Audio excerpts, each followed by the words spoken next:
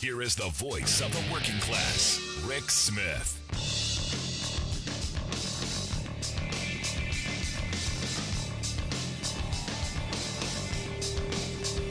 And welcome, brothers, sisters, working class heroes. This is the Rick Smith Show. Thanks so much for being here. Today on the big program, lots to get to, lots to talk about before we get into all of the big stories and issues of the day. Welcome to our friends in Chicago on WCPT 820 AM, Chicago's Progressive Talk, and also in Minneapolis, Minnesota, KTNF AM 950, the progressive voice of Minnesota. Welcome to the program. Looking forward to a long and healthy discussion on how we move the country forward. How do we rebuild the prosperous working class and, well, get stuff done. Make lives better. And I got to tell you, I'm going to start right with the fact that this president, Joe Biden, good on him. Guy gets up every day, does his job, and does it well. I saw a thing today, 5.8 million jobs created under his watch. And just the last few months, you're talking, what, 10 months now? 5.8 million jobs created. The last guy, his 4 years, 2.9 million lost. He is our new Herbert Hoover.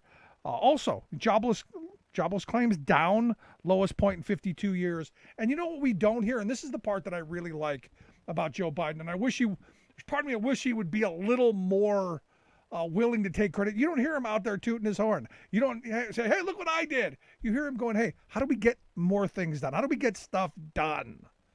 How do we make lives better? How do we help people? That's what I like. And now look, the reality, the right, they're always going to find a reason to snipe. They're always going to find a reason to go after him and attack him for whatever nonsense they throw out. But the reality is things are getting better. They're doing some work on the supply chain. In fact, from what I'm being told out on the ports, they've cut the backlog by almost a third. Because if you know anything about what's going on at the port, there's no room. They got all these containers stacked upon containers. They got all these empty containers on the trailers that you need to move them about. And the one guy told me to get to whatever container you need, you usually have to move between 6 and 10 to get the one that you actually need. So by getting rid of some of the excess, kind of paring it down a little bit, a little breathing room, a little move to shuffle around, you're gonna solve some of those supply chain issues, and then prices will start to come down. And look, I love the fact that he has said, hey, you need to go and look at why these prices keep going up, especially in places where there aren't supply chain issues. You need to actually get out there and make sure that, why have gas prices skyrocketed when the production costs are going down? I argued, and I've argued this from the beginning, good old-fashioned American capitalism and opportunism.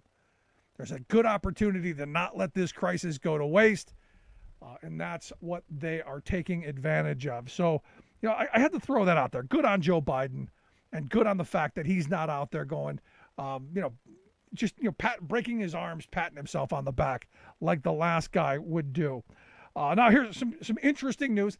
I'm in the place where I'm going, yeah, good news. The NLRB came out and said that the Amazon union election that happened not too long ago, going to have to redo it. Going to have to do it again because Amazon broke, I think, almost every law. When you start looking at some of the stuff that they were doing and some of the harassment and the intimidation and the constant berating of their workforce. In a right-to-work state, this is the bizarre part of this. I mean, they were hammering on these people, plastering the bathroom stalls with anti-union propaganda, forcing them to captive audience meetings. They even got the post office to come drop a box for people to put their ballots in with cameras trained all over them so they could keep track. They paid the local police department to come and harass people. Just the number of things that they did. One of those warranted another election. Now, I believe it should have warranted not another election, but a certification saying, look, there's a union here now. You have to sit down and negotiate. We have done that in the past, and it should, this, if there was ever a case for it, it's this one right here.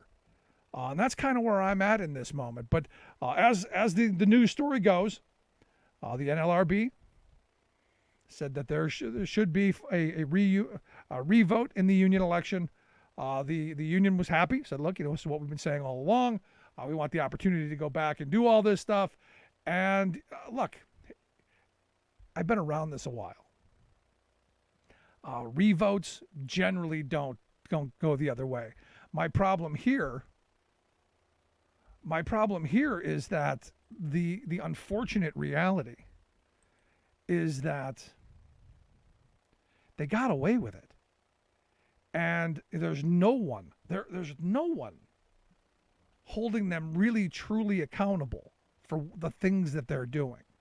And this is the frustrating part. And now they didn't do anything that, well, everyone else hasn't done. They brought in the high-priced union busters. They brought in all of the people doing the tactics. They did the captive audience meetings. They did the flyers. They did the constant berating on the shop floor. They did all of the things that union busters do. And they did it. They did it well. It got voted down 2-1. And it's one of these moments where you go, well, hold on a second. This is the weird part of the world that we're now in. In a place like Amazon, where they have 150% turnover, well in excess of 100% turnover, means every year no one works there next year. So if you got hired last year, you're not there today. So all of the people who went through that election, well, they're not there. And the problem is the folks that were there to help fight for the union, the folks who were there to help move things forward, well, unfortunately, they're all gone. And this is the crazy part of all this. Looks like, again, going to have to start from the beginning. And this is part of, a really, difficult moment. Because, if you're a union organizer and you're someone who's doing this kind of work and you're someone who's pushing and there's no one left, there's nothing left. This is how a company like Amazon, who basically has a massive turnover rate problem, this is rewarding really, really bad behavior. So for me, the unfortunate reality in this is that we're going to have to figure out if this is the way things are going to go going forward. Can you do the things that they did? Can you do the things that they got away with and be rewarded for it? I mean, this is really, truthfully, a problem. And what's frustrating on so many levels is that our laws are so broken and in so much need of help. And are we in this spot?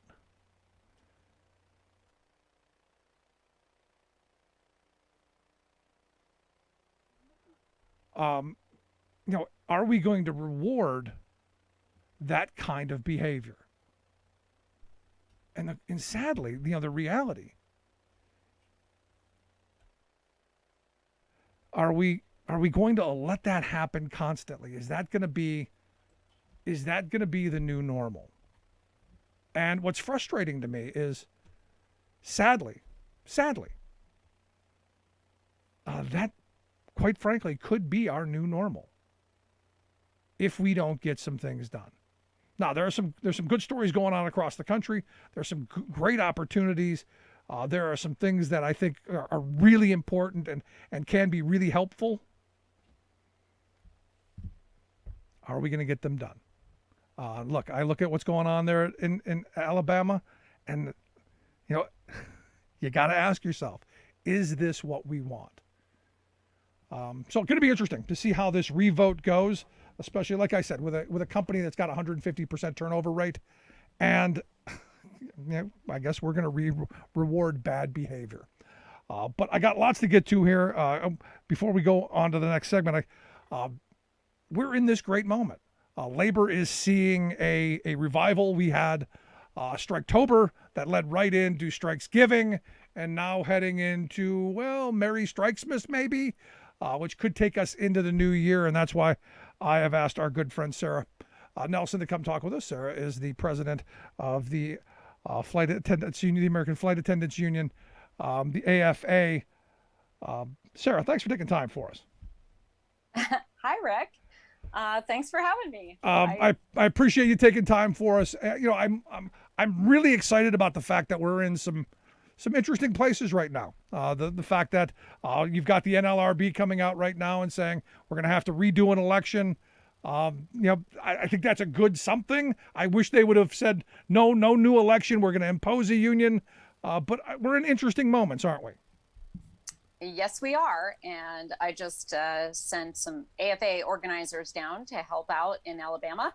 I think other unions are doing that as well. We're all getting our arms around that and trying to help as much as possible because, yes, they should just recognize the union after all of what the company did to try to diminish that vote, to try to turn people off. And as you noted, with 150% turnover, it's quite a chore to continually try to organize people who are constantly leaving the workplace.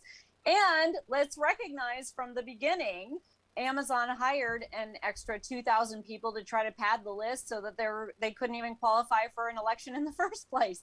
So they're willing to do anything to try to keep the union out. Yeah, it's one of these moments where, bad behavior is most certainly being rewarded. And as I've said for a long time, we've got to, on some level, hold them accountable when they break the law. And this doesn't seem like accountability to me. Well, no. I mean, there's no accountability in the law. There's certainly no accountability in Alabama. I mean, look at the miners' strike. People have been struck by vehicles 5 times for legal picketing, and no charges have been brought against the people who have hit those picketers. And yet a judge says that the mine workers can't be within 300 yards of any mine entrance in order to picket and protest and keep the scabs out. It's completely lopsided. But I mean, when the labor movement started, we were getting gunned down, and there was incredible violence in the workplace, and there were incredible odds to overcome. And what it took was people coming together and having all the sit-down strikes, having mass strikes across the country. And that's what brought us initial labor law in this country in the first place. And then it got chipped away from there because we somehow thought that we had won and we could organize up from there when, the struggle is never over. So I think that this is a moment where we're starting to see American workers recognize that we've got common interests here, that we've got similar issues. If you look at the strikes going on across the country, the issues are identical. And so workers are seeing that, and they're having a shared experience, especially coming out of this experience with the pandemic, where workers were treated even as disposable. Their lives were not even recognized. So I think that there is a real potential for workers to overcome the incredible hurdles and incredible odds that are stacked against us by the courts, by the courthouses, by the state houses, and by politics, by money in politics. And we have an opportunity, when we understand our worth and people stand up and take action together. Look at the airport workers in Denver who struck. And suddenly, out of nowhere, there was $4 an hour for all of them when there was no money for them before. So there's real power in collective action and in action in our unions. And when we organize in our unions, of course, we can hang on to that. It's not a fleeting thing that we get for a moment and then can be taken away from us, a week later, a month later, or a year later. It's amazing. It's amazing how they find all of those resources. We found money under the cushions. We can now pay you a living wage. It's amazing how that happens. Yeah, I mean, the truth is that the massive inequality and extraction of the value that we create has created a lot of wealth for a few people, and there is plenty of money to go around. So if it's not the direct boss, it's the boss that is contracting that work with that boss who is going to pay, because at a certain point they're going to say, make it stop. No, and they're going to pay. Absolutely. And that's where we were back in the 30s and into the 40s. The employer class said, the workforce came together, they organized, they sat down, they did all kinds of stuff, they marched their feet, and the employer class was, please, we want peace. And that's how we got the NLRA. It wasn't a gift. It wasn't something that a benevolent FDR said, oh, look what I'm bringing you. No, it happened because, we need to make sure that people are accountable. Yeah, I mean, they got to a place where they recognized that collective bargaining was the better option than constant strikes. But it was only the threat of those constant strikes that had them believing in and talking about collective bargaining. And today there is, zero recognition of the value of collective bargaining. And so we're going to have to build that same desire to want, for the owner class to want collective bargaining. And that's going to be with, clear threats for strike activity all over this country. Yeah, no, you're absolutely right. Now, and again, it's my view that the only way we bring this country together and move forward is in the workplace. I think we're so polarized in every other place. I think in the workplace is where we have an opportunity to come together. And as I've said a bunch of times, on election night 2020, I left the polling place. I went to lead a strike of 55 striking workers, most of which had voted for the former guy.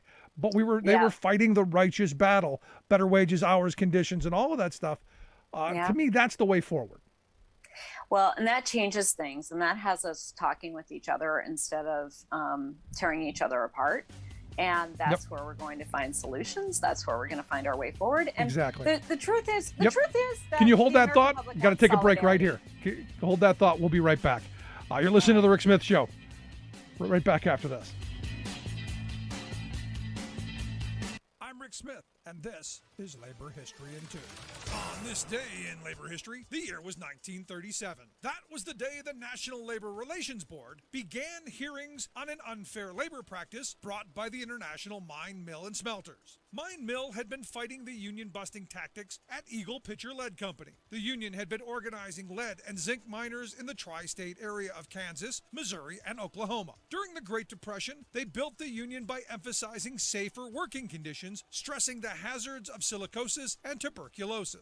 In their book, Deadly Dust, Silicosis and the Politics of Occupational Disease, Gerald Markowitz and David Rosmer note that one of Mine Mill's demands included the elimination of the company clinic. They argued it was used to target and fire diseased workers rather than provide a safe work environment. Mine Mill also organized in other area industries to counteract the near total power of mine owners in the region. When the union called a strike at area mines in May 1935, the area's largest producer, Eagle Pitcher Lead, moved quickly to force a lockout and establish a company union. During the hearings, the union was limited in its ability to raise health and safety issues. They did win reinstatement and back pay for workers fired during the strike, but the case brought national attention to silicosis in the tri-state area. In a letter to Francis Perkins the following year, the head of the Cherokee County Central Labor Body hoped to secure legislation to compel the companies to install ventilation systems and safety devices. He noted the average life of a miner was 7 to 10 years, with many dying in 2 or 3 years. But sadly, a federal standard on silica was still decades away. Labor History in 2 brought to you by the Illinois Labor History Society and The Rick Smith Show. For more information, go to laborhistoryin2.com, like us on Facebook, and follow us on the Twitters at Labor History in 2.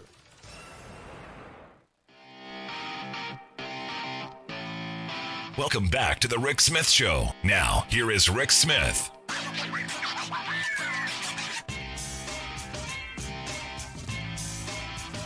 Welcome back to the Rick Smith Show. Remember, check out our website, thericksmithshow.com, for our friends in Chicago on WCPT 820. Welcome. Also, our friends in Minneapolis, KTNF AM 950. Great to have you aboard. I've got my good friend Sara Nelson on the phone. She is the president of the Association of Flight Attendants, CWA. Their website, AFA-CWA.org, if you want to check out the fantastic work that she is doing. In fact, she is by far my favorite labor leader in the entire country because, look, at the end of the day, it's about bringing people together and being, well, just a little bit militant. And Sara, I appreciate you sticking around through the break for us. Absolutely. You're my favorite too. So why would I not be here? If you've got a question for Sara, give us a call, 1-866-416-RICK. That's 1-866-416-7425 if you've got a question for Sara Nelson. Here's the thing. Every time I turn on TikTok or Twitter or I see insanity on planes. Your members and flight attendants are just being sadly brutalized by what we're seeing every day. And I said this a while ago. I think we should be going to ejection seats at this point over these mask mandates and people who just haven't figured out how to behave themselves. What the heck is going wrong with people? I mean, the first thing that you should know is that it's not really just about the masks. That narrative has been driven by people who want to perpetuate the conflict and a reason to have conflict on planes. And so it's really people who are just angry about being told anything, being given any instruction. It's the absolute pushing of alcohol in the airports so that we're dealing with more people who have had too much to drink and have forgotten how that's going to affect them on a plane. There are people who bring their own alcohol onto planes, even though that's against federal regulations and they can be fined and they're not supposed to be doing that. But yeah, we're bearing the brunt of the discussion in this country that we are at odds with each other and that everything is politicized and that we're in the middle of the biggest crisis that our country, that our world has faced in 100 years. And you wouldn't know it because normally in a crisis, there are leaders who marshal every effort to bring people together around the common enemy, which is the crisis, not each other, and get everyone working together to solve it. And that is just not, we've had the exact opposite experience here with the leadership who was in charge at first in the White House, and then those who have been left behind in state houses and also as different representatives from Congress. So we've had a different narrative in this crisis, and it has kept people in a constant state of not knowing what to believe, where to get good information, and to really distrust any kind of authority. And we have seen the brunt of that, and we have felt the brunt of it on our planes. We're not the only ones. I mean, people working in retail and in the post office and at restaurants, they're all facing this. The only difference for us is that we're stuck with them in a metal tube flying miles above the earth, and we can't just pull over or eject them, as your latest solution is, which I might be behind if we could figure out how to do that with science. But yeah, I mean, it is a problem, and it has been made a problem because we have not had the kind of leadership that marshals the solidarity that people really want to feel in their lives. That's what people will respond to if you simply give them good information and talk about what the real enemy is, which is not each other. Yeah, no, you're right. I was just reading a story over at Boston.com where the Transit Authority police arrested a guy because he pulled a knife on someone because the guy was wearing a mask. And I'm going, how ridiculous and childish and idiotic can we possibly be? And that seems to be at the center of a lot of this, that it's come down to this the virus, the vaccine, all of this. And I'm not sure where we're going because the next wave is coming through. Well, and look, those people have to be held accountable, and there has to be consequences there.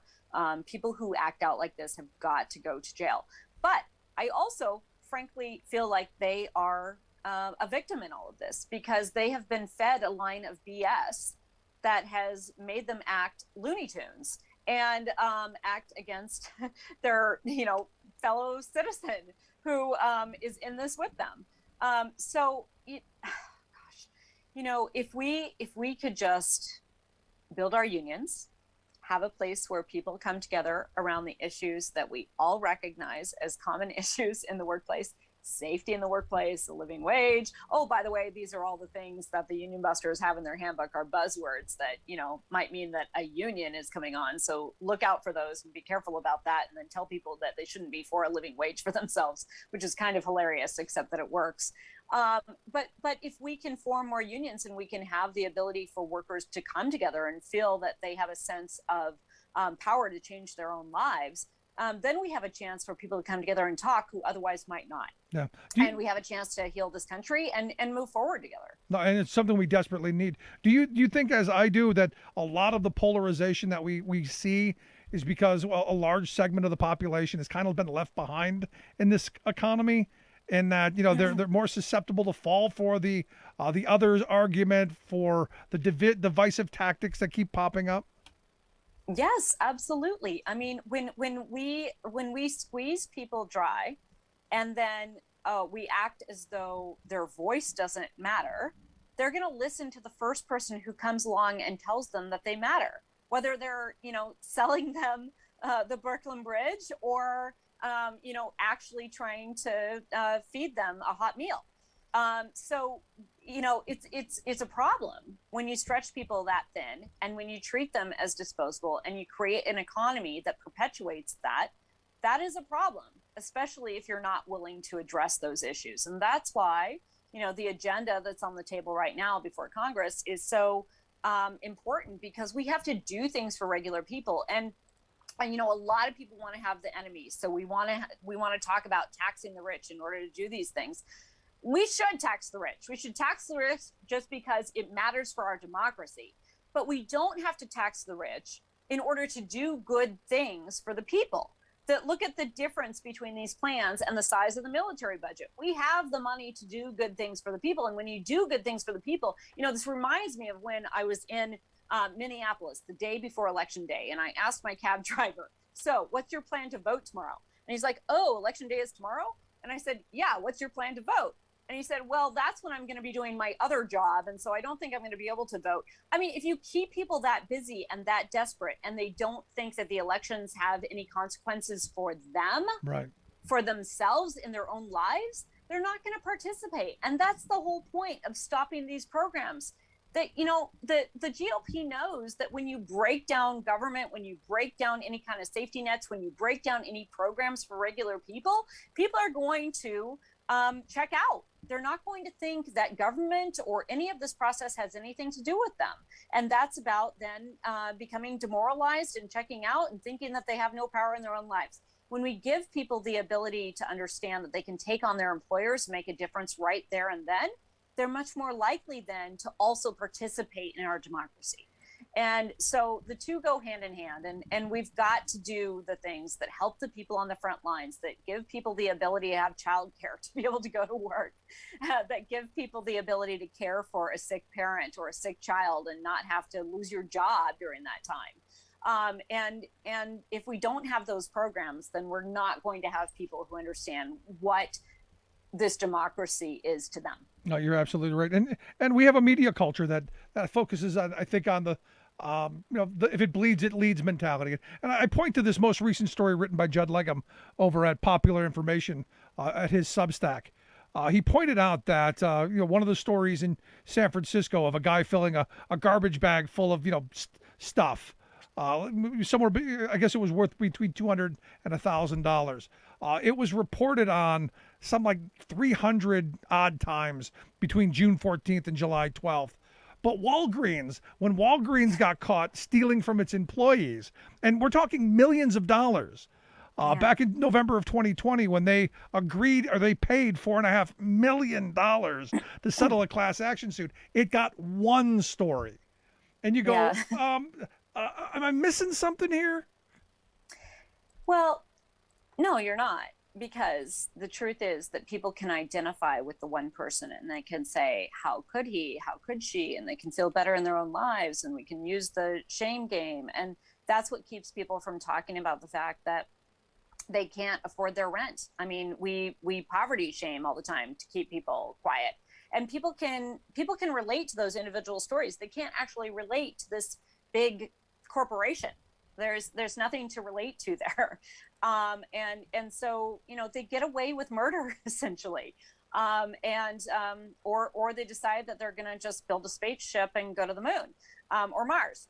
And so we have to recognize, though, that if we're talking about real people, those are the stories that people can relate to, and that is how we're going to change this world. And so that's why when I say if we're totally focused on taxing the billionaires, taxing the uber rich, people can be mad at them, but number one, those people are never going to vote away their money.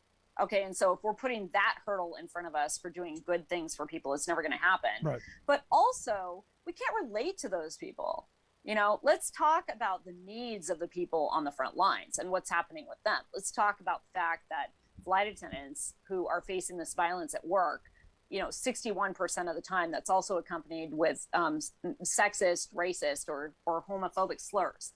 And people are being attacked very personally.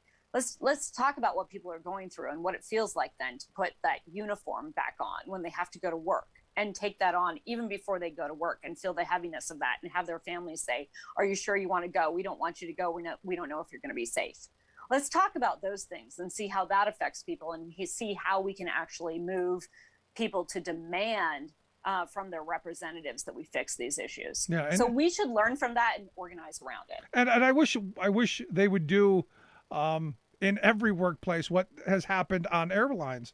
With the kind of fines and the penalties that might be coming. Now, I've read that the fines and penalties aren't what we think they are. They usually reduce them down.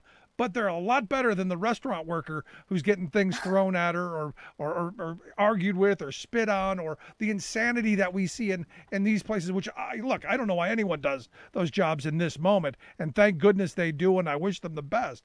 But we also have to do something to protect them. Yeah, but let's also recognize that those restaurant workers are usually working for tipped wages. And so what that means is they're earning $2 an hour from their employer, and counting on that person who is spitting at them or sexually harassing them to give them their wages. What kind of a system are we setting up there for people to be exploited? So yeah. I mean, you're right. Let's have some actual consequences for people so they understand that the rules actually are the rules. I mean, this is basic stuff when you're raising children, right? Or for a teacher who has to run a classroom with any kind of order to keep everyone safe. But beyond that, though, let's recognize that the vast majority of people actually want to be helpers and actually want to be a part of something bigger than themselves. And so if we look for leaders who are going to bring us together and actually promote solidarity, we're going to have a better experience too. No, I'm right there with you. You're listening to the Rick Smith Show here with Sara Nelson, president of the Association of Flight Attendants, CWA, AFA-CWA.org, their website, if you want to take a look at the work that they do. Last line of questioning I've got for you, and I'm looking at the Biden administration, 5.8 million jobs created during his tenure, the lowest new job claims that they're saying in the last 52 years. Things seem to be moving in the right direction. At least that's what it looks like from my perspective. I'm curious, how do you think Joe's doing to this point? I mean, Joe, can I say it, Rick? He was handed a shit bag. I mean, he has a lot to clean up here, right? We are literally in the middle of a 100-year crisis that is still going on, and that is not going to end unless we get the entire world mobilized to end it. And so I think Joe gets pretty high marks for what he's done with a pretty divided Congress. So let's recognize that too. It's not as though he can just wave a magic wand and do everything he wants to do. He's done some really good work, and he put in place again the program that we had, which was Workers First. And the results of that have meant that the airline industry stayed intact. But what that really meant was that the workers stayed connected to our paychecks and our healthcare and paying taxes and doing all of those things. And now we're talking about all these people back in the air. Guess what?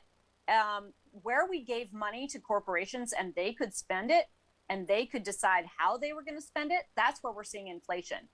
In the airlines, where we said the money can only go to the workers, there's no inflation. And in fact, airline ticket prices have gone down. So isn't that very interesting that while we're talking about inflation and why we can't do things, the rest of the things that we need to do for people, because that's going to create more inflation, that's BS too. It's about how we structure our economy and how we tell people how the money has to be spent. And if we're building it from the ground up, it's going to work. And if we build it from, if we agree with this mythical perception of trickle down, then we're going to have the experience that we've had to date. And Joe has been fighting against that and building something from the ground up. And so for that, I give him high marks. I think the rest of us have a job to do, though, to get him the support that he needs to get the programs that he's been talking about and championing, and to get things like the PRO Act that he has been an advocate for. Now, where I would give some criticism is that the President of the United States does not need to stay neutral in these strikes. The President of the United States needs to stand for the people and should get involved in these strikes and settle them, make sure that they're getting settled, because there is no respect for collective bargaining. And absolutely, that is the President's job to make sure that collective bargaining does work. So that is my big criticism of the President. But otherwise, I think all of us have a lot of work to do to get behind the policies that he's trying to put in place and the job that he's already done, and talk about that and how much he's done to turn our country around. No, you're absolutely right. Maybe he could borrow some comfortable shoes from Barack Obama. They're unused. Yeah, except, not the ones that Obama wore to Wisconsin. Oh, wait, he didn't wear shoes to Wisconsin. No, I mean, I think. That's why I said they were unused. Get the president's. I see. Yes, you're right. You're right. It's not just about saying the word union. It's about actually respecting unions and union members, especially, and that collective bargaining. Sara, I appreciate the time. It's always great talking with you. I hope you'll come back again and talk to us again real soon. Thanks so much, Rick. And I'm so happy that you're getting out all over the country. Everybody donate to Rick. We need more Rick everywhere. There you go. I like that. More Rick everywhere. Thank you, Sara. Sara Nelson, president of the Association of Flight Attendants, CWA, AFA-CWA.org, their website. Make sure you take a look at the work that they do. Fantastic stuff. Back after this with your thoughts. 1-866-416-RICK, 1-866-416-7425. Back after this.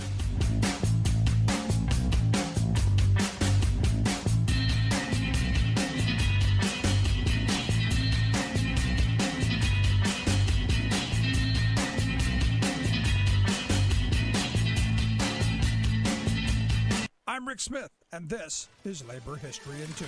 On this day in labor history, the year was 2012. That was the day that more than 100 fast food workers in New York City walked off the job. They held a one-day strike for better wages and the right to form a union. It was the biggest fast food workers' strike up until that time. The movement soon grew to be much, much bigger. Their demand was simple and memorable: a $15 an hour minimum wage. The slogan became the Fight for 15 and a union. The campaign found an ally in SEIU, the Service Employees International Union. By August of 2013, the movement held a national strike against low pay day of action. Fast food workers and their supporters held demonstrations in 60 cities. Today, the movement has spread to 300 cities and beyond the United States. While protesters have gathered at many fast food chains, McDonald's has become a focus of the campaign. Protesters have held annual one-day demonstrations at McDonald's headquarters just outside of Chicago. The campaign has seen victories. Both New York and California have passed a $15 an hour minimum wage law. So has the city of Seattle. Although it's a national and even international movement, it is also a grassroots effort. In each city, different local groups are involved.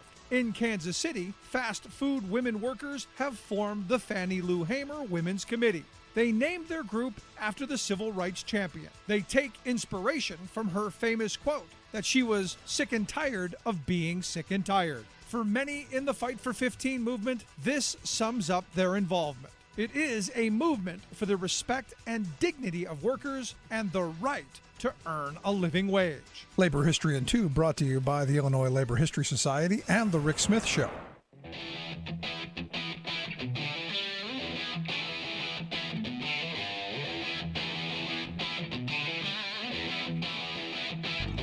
Welcome back to the Rick Smith Show. Now, here is Rick Smith.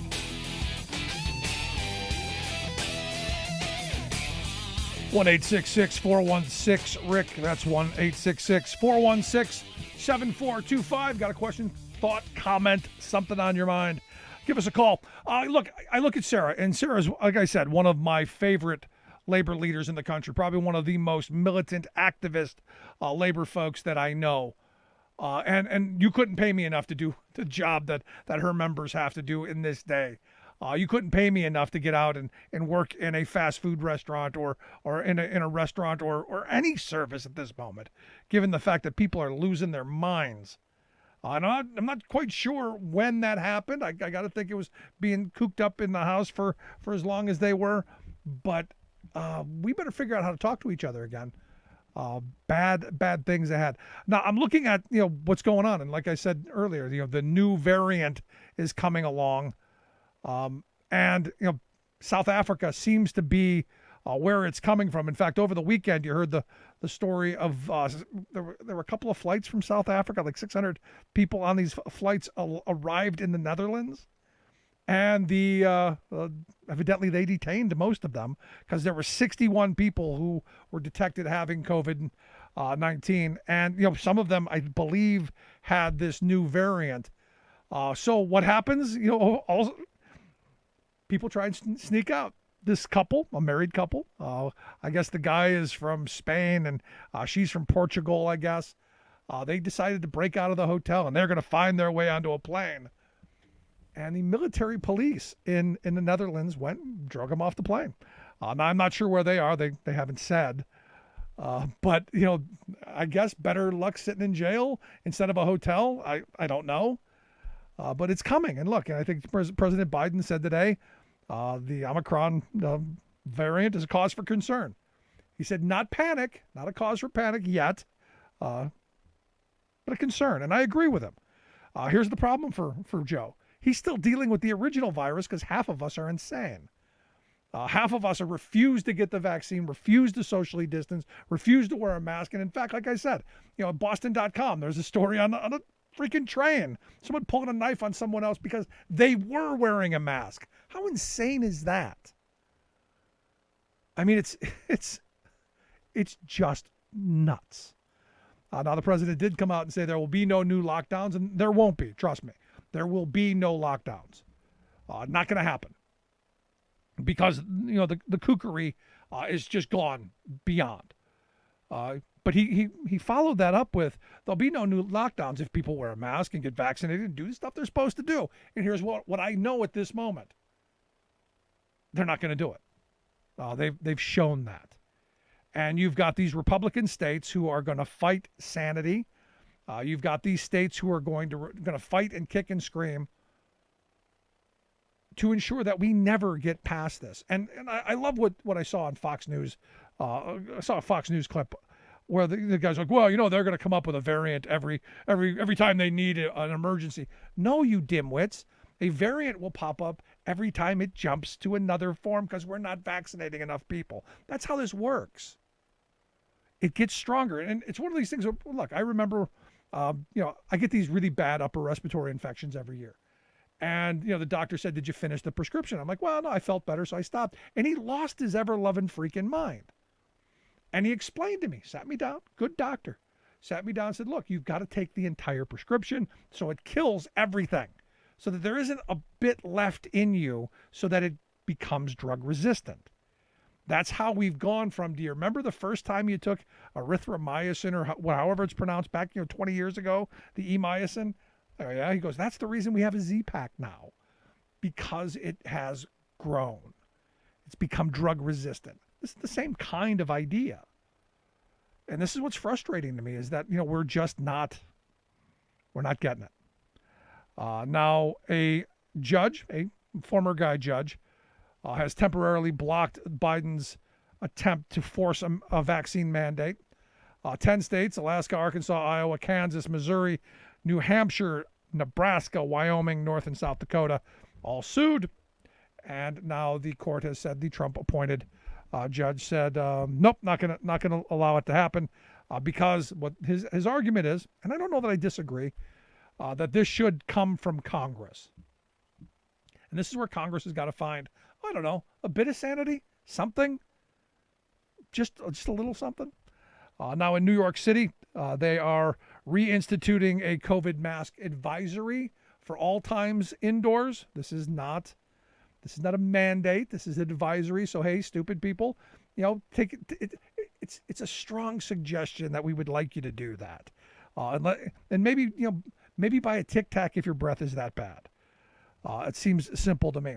Also, the governor of New York, Huckle, she's already declared a state of emergency. That's going to be fun, hearing the whining class. Now, understand, the reason I mock the unvaccinated, the reason I go after people as not too bright, is because I've been following this D-Vax challenge. Have you been following this? These are folks who get vaccinated, and then they go through massive hoops to try and get the vaccine out.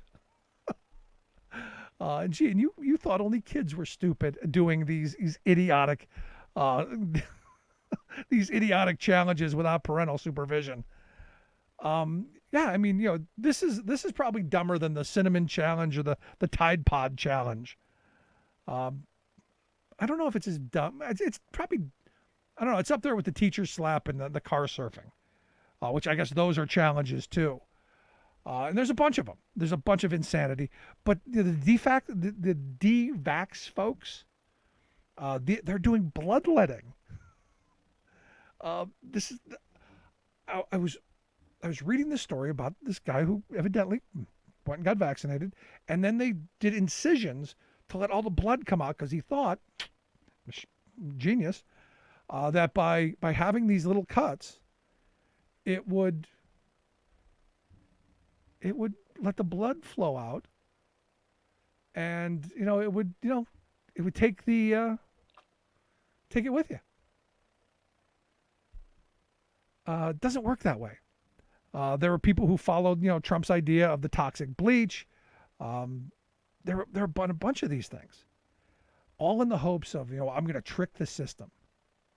And this is the kind of craziness that we have to deal with, and it's frustrating on a number of levels, in that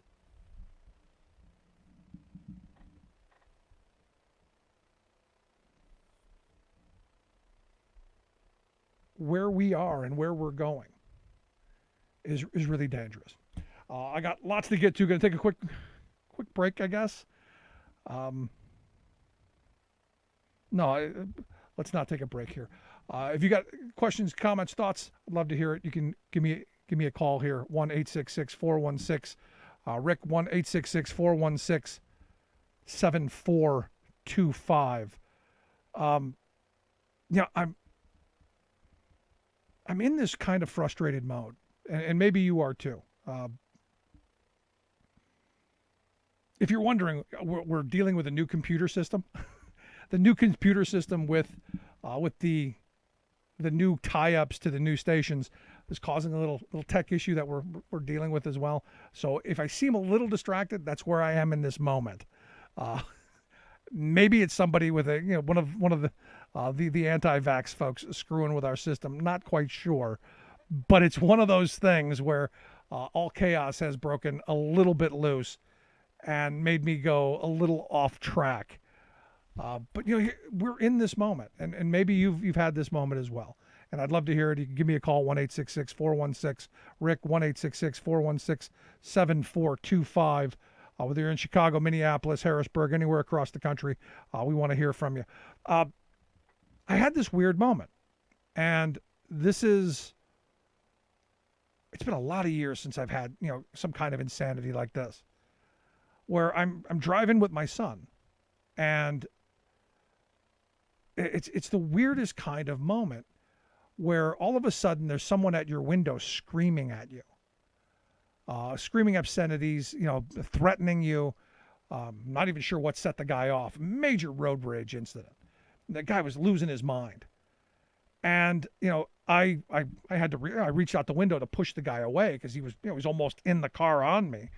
And I don't know if that woke him up and he then retreated or what, but it got me into this moment where I'm thinking, how is it we've gotten so torn apart? How is it that, we're such an angry society? And I look at what Sara was talking about. You see these videos all the time of people on these airplanes losing their minds. And you go, over what?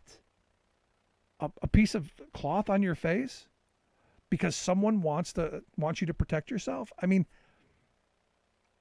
the weird thing about these vaccines, and look, there've always been the anti-vax crowd. There's always been a segment, a very small segment, but they're always usually really vocal and really obnoxious. But it never really mattered because most people got, you go down the list of things that people are vaccinated for. It's a pretty impressive list. And there doesn't seem to be the kind of anger that you're seeing right now. And it's a little troublesome because I used to have friends that you could have a political discussion with, that you could disagree. And I enjoy disagreeing with people. And I like when they disagree with me because it helps us both think a little bit. It helps us both go in a direction of how do we solve a problem? How do we fix things? Because where I'm frustrated is we've been set into this world. And this is kind of the gist of all this. We've been set into this world where we're set up to be pitted against one another. Whether you're on the right or the left, whether you're a working class person, whether you're a white collar person, white collar, blue collar, green collar, whatever collar. We're set up to be splintered so that we're always fighting against one another. That it's always tension between the working class and the management class or however you want to define things. They want to keep people pitted against one another. Never, never, never, never looking up. Always looking at the person next to you, in front of you, behind you. How can we tear folks apart? And this is kind of where we're at in this moment. We're in a very strange place. Because I always go back to a quote. A guy named Jay Gould was a railroad magnate back in the 1880s. He's famously quoted for saying, "I could easily pay half the working class to murder the other half." He would be very proud of that today because, unfortunately, he wouldn't have to pay anyone. They've done enough to where we're almost doing that to ourselves in this moment. And this incident, this road rage incident, is right there with that. Still no idea what it was that sent this guy off. No idea why. It just happened. And it got me thinking about the world in which we're moving into. The fact that we're not talking to each other. We're not moving in a positive direction. And the things that we should be agreeing on, we're not. There used to be a time, and maybe I'm just getting a little bit older, that there were things we agreed on. Social Security was the third rail of politics. And now you've got people who openly advocate for privatizing or destroying it. Infrastructure used to be nonpartisan. We didn't have Democratic roads or Republican bridges or none of that. We got things done. And this is the problem that I'm having right now, because there's so much that needs to be done. There's so much movement forward that needs to happen. There's so many opportunities that we could be taking advantage of, but we're not because we've been divided. And who continues to benefit? Well, the 745 certified billionaires that we've created through lower wages, less opportunity through less coverage in healthcare and retirement security. So all the things that we've sacrificed to create the largest billionaire class in the history of civilization, we're still pitting ourselves against our equals, the people who are either just a touch above us or a touch below us. That's who we're fighting. Not the folks who are literally going to outer space. They are literally in another atmosphere. They are in a totally another place. And yet we don't focus on that. I guess it's easier to focus on the things that you see every day. I guess it's easier to be angry with the guy next to you instead of saying, how do we get stuff done? Look, I don't like the where we're at with the vaccines. I don't like where we're at with the masks. But we don't have any other tools in the bag other than where Republican governors and politicians want to take us.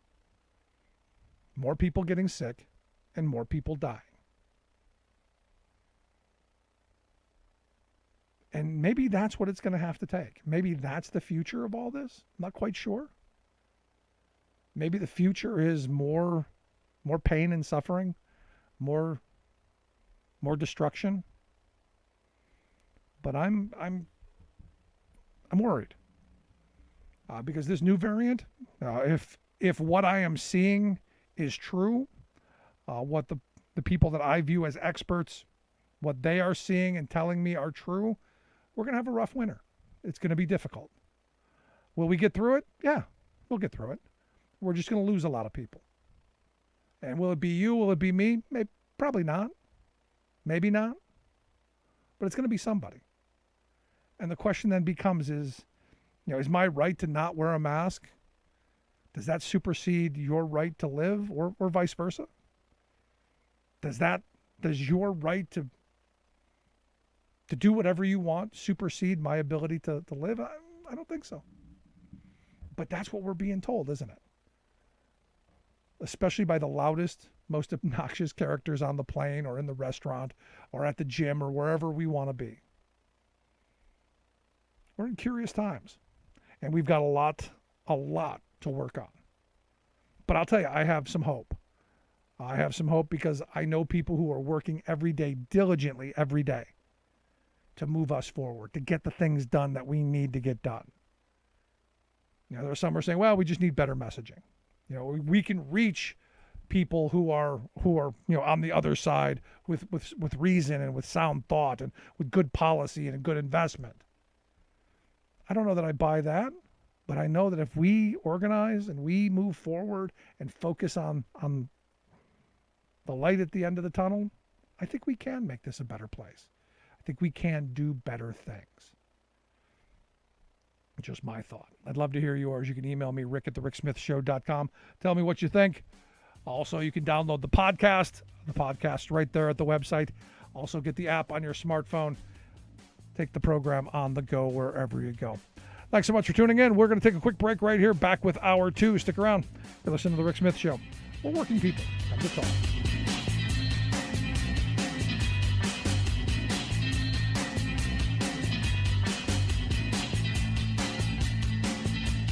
I'm Rick Smith, and this is Labor History in 2. On this day in labor history, the year was 1832. American author Louisa May Alcott was born in Germantown, Pennsylvania. Alcott is most well known for her classic book Little Women and its 2 sequels. She also wrote a novel called Work, a story of experience. Alcott drew on her personal experiences for the novel. She herself had to go to work to support her family at an early age. She worked as a teacher, a seamstress, a governess, and a writer. In her novel, Alcott tells the story of Christy Devon, a young woman trying to support herself in spite of all the odds stacked against her. In the book, Christy makes the difficult decision to leave her family to enter the workforce. She explains to her uncle, I am willing to work, but I want work that I can put my heart into and feel that it does me good. No matter how hard it is, I only ask for a chance to be a useful, happy woman, and I don't think that is a bad ambition. She starts with several odd jobs, and the book traces Christy's journey as she tries different work opportunities. The book ends with Christy becoming an activist, giving a new voice to working women. The novel explores issues of social justice, women's rights, and their roles beyond the family. This book also uncovers the changing nature of women's work in the new industrial era. Although it's a fictional account, the book captures the experiences of many women of that age. As Alcott wrote, Christie was one of that large class of women who, moderately endowed with talents, earnest and true-hearted, are driven by necessity, temperament, or principle out into the world to find support, happiness, and homes for themselves. Can you hear me? Labor History in 2 brought to you by the Illinois History Society and The Rick Smith Show. For more information, go to laborhistoryin2.com. Like us on Facebook and follow us on the Twitters at Labor History in 2. So then this is how I have to do this then. Sometimes, all right, good. Well, we're 2 minutes away from coming back. I'm going to do a couple of minutes, and then I'll bring you right in. Okay? Into an insane asylum. Sounds great. Looking forward to it. Not all lawmakers are political hacks, quacks, and corporate toadies, but that contingent seems to dominate.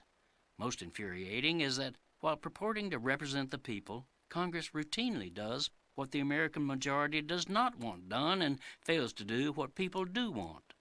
Take a peek at the cuts Congress is making in Joe Biden's landmark infrastructure proposals. This is a monumental. Sorry, we've redone the board in a way that I don't really remember how to use it this way. Everything from roads and we've added a couple of new stations. We've done a bunch of redos. The package will deliver real, tangible benefits across our nation. This is trial and error, especially for low and middle income families. So it is enormously popular. Yet, when the first half of the plan recently came to a vote in the House, Republicans turned it into a partisan mud wrestling show, loudly voting no on such obvious needs as fixing decrepit bridges, providing clean tap water in every community, and opening preschool education programs to all 3- and 4-year-olds. Cynical Republican gamesmanship aside, even more infuriating is the clique of self-described moderate Democrats who pose as champions of workaday Americans but constantly scuttle policies that would make their lives better. For example, the GOP and corporate Democrats have jointly demanded a $1 trillion compromise in Biden's national investment plans. What's being compromised? Not proposals to fund the corporate wish list, but long-postponed needs of everyday Americans. This is Jim Hightower saying, the wealthy and their political enablers complain that America can't afford such projects. But these aren't projects, they're people, and leaving them behind again would be an abominable moral failure of our society. The Hightower Radio Lowdown is made possible by you lowdowners who subscribe to our monthly newsletter, The Hightower Lowdown. You know who you are. Thank you. Welcome back to the Rick Smith Show. Now, here is Rick Smith.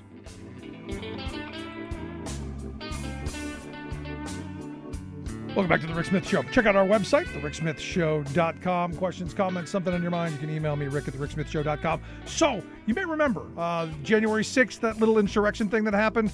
One of the people, this Ali Alexander, one of the white supremacist guys, evidently he says he's going to comply. He is going to comply with the subpoena because, well, he doesn't have any money. Now, one, I thought this was funny because I think he's finally realized he is not in the big club.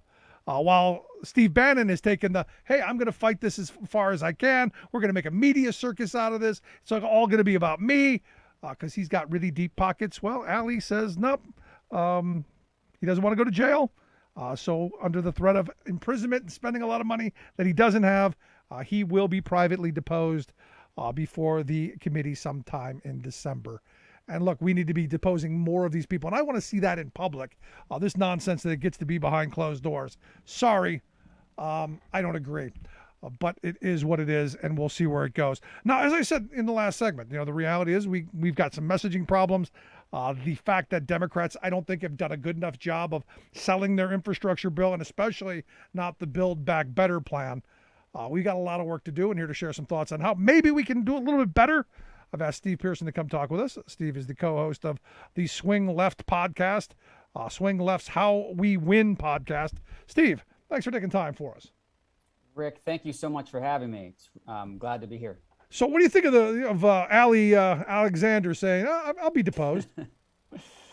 Well, certainly, I think it's good when someone honors a congressional subpoena. That's what everyone should be doing. Sadly, the reason he's doing it is because of a lack of resources. So I'm actually really happy to see a lot of these subpoenas going out, and I'm excited to see justice start to be served and getting to the bottom of, what has become like just this asinine normal thing to have these people who are still our lawmakers, elected lawmakers, who were party to the insurrection, who are still serving and aren't facing consequences for their actions. So yes, I'm glad he's honoring the subpoena. I expect many more in the weeks and months to come. I mean, but for me, this is just going way too slow. Got to be moving this along. Let's get more. This should have been started on the 7th of January. We should be almost done with this by now, with massive numbers of perp walks and maybe building an additional wing onto a local prison somewhere.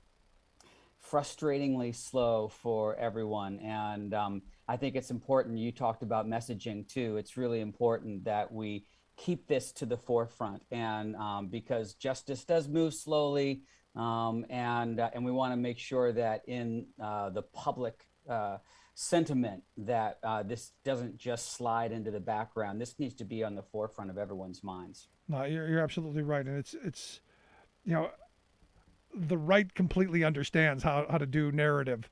And what they've done masterfully, I think, is they've almost flipped the script on this. I've got tons of people saying, no, it was a patriotic day. It wasn't an insurrection. It was the most glorious day of democracy we've ever seen. And I'm going, no, they were defecating on the floor. That's not patriotic.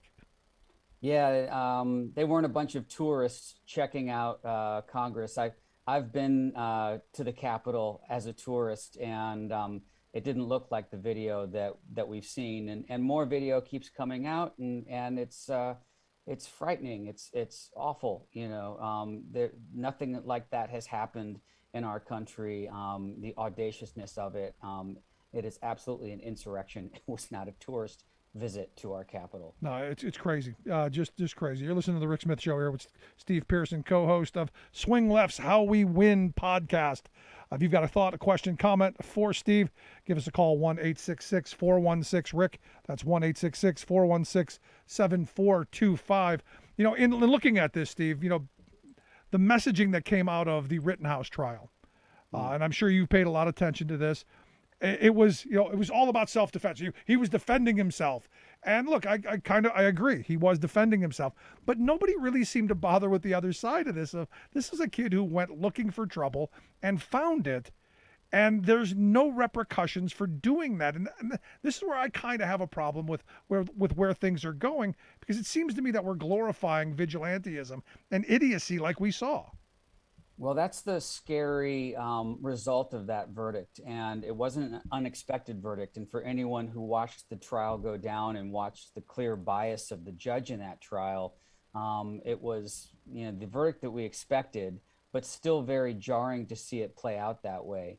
And, I'm an organizer, I'm an activist. And for anyone that has been part of any kind of action, marches, and been protesting, this sends a message that's very scary, that someone can cross state lines with an illegal weapon and disrupt a protest. And I think Stephen Colbert said it very well when he said, if what he did wasn't against the law, then we need to change the law, because it was clearly against the law. The judge dismissed the illegal weapons charge or something, he was a 17-year-old with someone else's assault weapon, roaming the streets to, quote unquote help. It was ridiculous. And then of course there's the blatant double standard that exists. If the script was flipped and he was a black man in the same situation, we would have a very, very different conversation about this. But we did have a recent good result from the Ahmaud Arbery trial, and seeing those so-called wannabe vigilantes who are straight up murderers who performed a lynching of Ahmaud Arbery, all convicted for murder. And that's the way that should have gone. So it's been a very mixed bag for justice in the last few weeks, with trials that we've all been watching very closely around the country. Yeah, but I look at the one in Georgia, and it was clear. I mean, you saw the video; it was very clear of what was out there. That was that should have been the verdict, and I think everybody knew that was going to be the verdict. The weird thing is we celebrated the proper verdict instead of saying, no, we've got a functional system. It's not about celebrating or being upset. It did the right thing, and we expect that. We're now in this weird place where we're kind of like, well, are we going to get the right verdict here or not? Which is, again, kind of a scary place to be. Yeah, well, I mean, when you say everyone was expecting the verdict to go that way, I think a lot of Black men and women were not expecting the verdict to go that way, because they're used to having the evidence as, right in front of them, cases open and shut, and still being unjustly prosecuted. And I think that the rise of these videos and the viral videos and the nature of it that has brought this to the public eye for a lot of people who don't experience that kind of violence in their own communities has made it harder for these verdicts to go, to go the wrong way, I guess. But we got a lot of work to do. I think a lot of people were expecting that verdict to go south, and I'm really pleased that we did have justice in the Ahmaud Arbery Now, case. you talked about being an organizer and an activist, and like you, I've marched in all kinds of pickets and been in all kinds of situations. And for me, it wasn't even about the Rittenhouse verdict. It was about what was going to be sent in society. Is the answer now when I go to one of these protests that I have to carry a gun to defend myself? Is it going to be that we're going to have to shoot first? I mean, is this the message that we want to send? And I've yet to have people really talk about that. Everyone wants to talk about whether the verdict was right or if it wasn't right or any of that. I'm more worried about societally. Where do we end up in this? If that's going to be the message, is that where we end up? It's an interesting question. It definitely feels like a lot of the time that we are at a tipping point in our society. Certainly, we let off talking about this insurrection that was on our Capitol, and almost a year ago now. So for me, no, I'm not going to carry a gun to a rally or to a protest. I'm going to go there peacefully, and I'm going to bring friends with me, and I'm going to encourage everyone to come with me too, because there is power in our numbers, and there is power in our solidarity, and so it makes it the Rittenhouse verdict makes it more dangerous, and we can't turn away from that as much as it gives license perhaps to more Rittenhouses to come and be disruptors in a very dangerous way. We need to keep standing up, and we need to do it together. So, this is, we have a long history of protest in our country. You know it better than just about anyone. Unions have led that, and there's been times when violence has happened because of that. But we need to keep moving forward and do it peacefully. No, I'm right there with you. You're listening to the Rick Smith Show here with Steve Pierson, co-host of Swing Left's How We Win podcast. You got a question, comment, something for Steve? 1-866-416-RICK. That's 1-866-416-7425. So to the podcast, how do we win? I mean, there's a lot of people looking at 2022 with real concern because the messaging, well, a little shoddy at this point. Maybe it picks up in the new year, but a lot of down heads right now. How do you see Democrats winning? Well, yeah, it's a loaded title for a podcast because a lot rests on our shoulders, I guess. But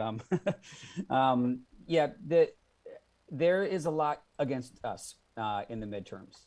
There's no doubt, and your listeners and everyone should be worried about 2022 coming up.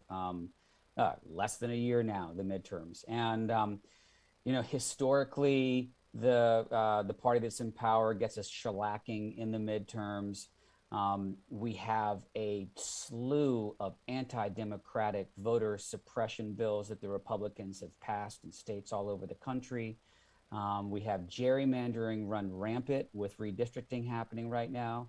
So yeah, we have a lot to overcome, but we also had 81 million voters showing up in 2020 during a global pandemic to cast their vote and elect Joe Biden president. And we had them show up again to win the majority in the Senate with the Georgia special election, overcoming hours and hours of standing in lines to vote in Georgia. So how we win, the spoiler alert, the simple answer to your question is we all have to get involved. And, when you look at the last couple of elections, 2020 and 2018, those elections were really taken over the top by new voters. We built on those majorities and we recruited, registered, and brought new voters into the fold. A lot of working class voters, a lot of people of color, a lot of people who we don't typically reach out to, who are disenfranchised, and they showed up. We have to make sure that they continue to show up. We have to stay engaged with them and not just be transactional about our campaigns, just showing up in communities like a month before the election and tell them that they need to vote for the Democrat. We've got to stay engaged with them. And the stuff that's going on right now in Congress and from Biden should get everyone very excited about the direction our country's going in. We have I think in the history of our country, the biggest investment in infrastructure, and with the Build Back Better reconciliation package, which I do believe will get passed before the holiday, before Christmas. We're going to have this giant investment in our country that is going to lift people up, and so we need to be talking about that. But we also need to be preaching to the choir, really, and telling the people who showed up in 2018 and 2020, making sure they show up in 2022. That's the way to begin to move forward. Absolutely. So how can folks get the How We Win podcast? What do folks need to do? Well, it's everywhere. You find your podcast. You can also go to swingleft.org/podcast and find it there. And very importantly, while you're at swingleft.org, please sign up to volunteer, because that really is how we win. It's not enough just to vote. Sadly, democracy is at stake, and we really need everyone to make some calls to voters, to write some letters to voters, and to get involved themselves, to get involved in your own communities. I mean, that's how we win. Yeah, and get involved right now by calling your senators and telling them that we need to pass that Build Back Better plan and actually get some more things done, because you're gonna want to have something going into next year's election to say, hey, this is what we accomplished, this is the work we did, and look, I'm happy with Joe Biden to this point, the number of jobs that have been created, the things that have gotten done. 20 million children lifted out of poverty. Yep. That's incredible. And they got to do a much better job of tooting their own horn. But Steve, I appreciate the time. Great talking with you. I'd love to have you back again real soon. Thanks so much, Rick. Appreciate it. Good stuff. Steve Pierson. Make sure you check out his website, swingleft.org. You can also get the podcast, swingleft.org/podcast. Quick break. Right back after this with your thoughts. 1-866-416-RICK. 1-866-416-7425.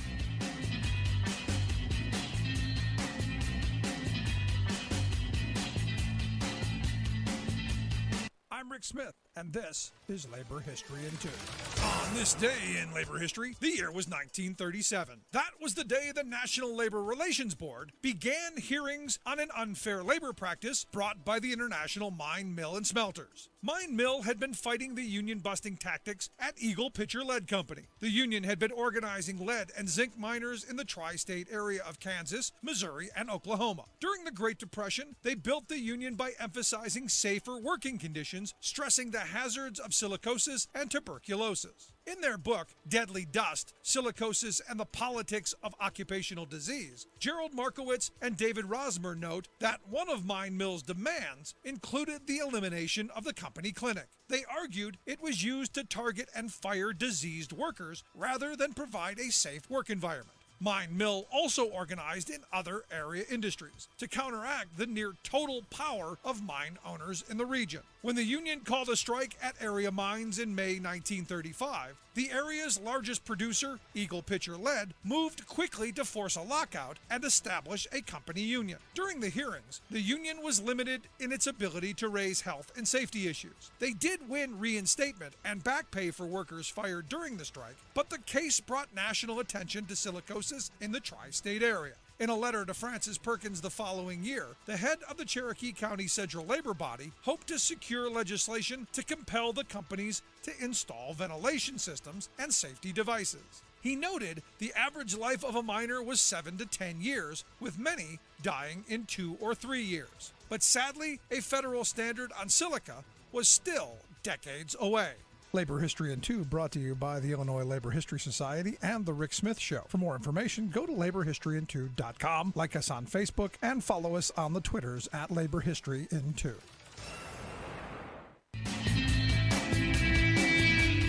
Welcome back to the Rick Smith Show. Now, here is Rick Smith. 1-866-416-RICK, 1-866-416-7425. You got a thought, question, comment, something on your mind, want to hear it. A couple of emails during the break that caught my attention. One from Max, and this is one of those ones that I get kind of often. Max writes, hope you had a happy Thanksgiving. And yes, Max, thank you. We had a wonderful Thanksgiving. He said, where else besides trucking have you seen workers misclassified as independent contractors? He said, I know this happens with messengers and Amazon delivery drivers. What are some ways you think we should address this? And thanks, Max. I appreciate it. Construction is one of the most misclassified industries in the country. I mean, trucking right up there as well. But construction, especially residential construction, massive misclassification haven. They sadly get away with it far too often because there are no unions virtually no union residential construction unions at all. So it's not new. And look, I learned about it when I was 18. I go back years and years ago. I was working on a crew building houses over the summer, and some idiot shot a nail gun into my foot. Well, actually, it was into a 2x4, and then through my work boot, and then into my foot. And the foreman said, you might want to go to your family doctor instead of going to the hospital to have it looked at because the employer wasn't going to pay for it. And it was at that moment that I realized I wasn't actually an employee. I was a subcontractor, paid, via 1099. And that was the last day I ever did that. This is stupid. It's idiotic. I'm not doing it. And it was explained to me, you weren't getting any workers' comp. You weren't getting any unemployment insurance. You weren't getting any of the other things, and that you were going to have to pick up the rest of the tax form. For me, that goes, now, even though this is a college job, I'm still going the other way. That was the last time I did any residential construction. But trucking is, one of the big ones as well. I mean, the trucking industry is just full of misclassification.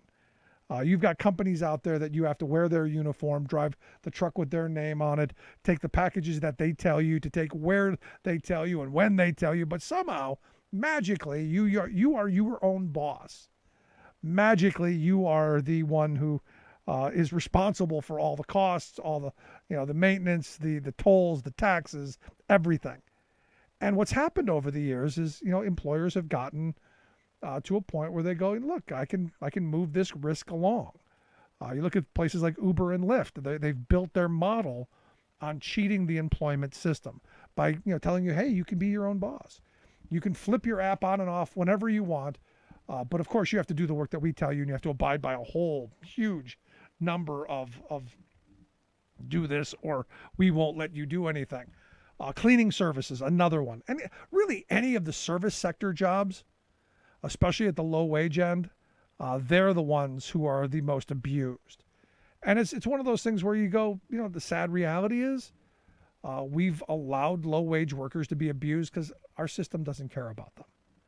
Any place that's generally paying you cash daily, they're generally cheating you. So for me, that's the start, Max. And misclassification goes hand in hand with massive wage theft.